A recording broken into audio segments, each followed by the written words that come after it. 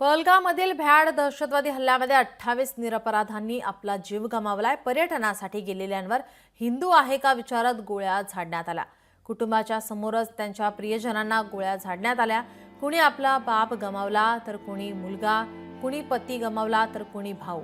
या भ्याड हल्ल्यामध्ये मृत्यू झालेल्यांच्या कुटुंबियांचा काळीज पिळवटून टाकणारा आक्रोश पाहायला मिळाला।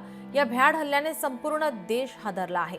ज्या कुटुंबांनी आपल्या प्रियजनांना गमावलं आहे त्यांच्यावर दुःखाचा डोंगर कोसळला आहे। आपण हे दृश्य पाहतो। या ठिकाणी हरियाणा, पुणे डोंबिवली आणि पनवेल मधील विजय नरवाले, संतोष जगदाळे,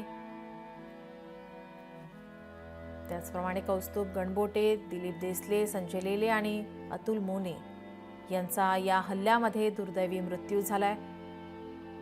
त्यांच्या कुटुंबावर दुःखाचा डोंगर कोसळलाय।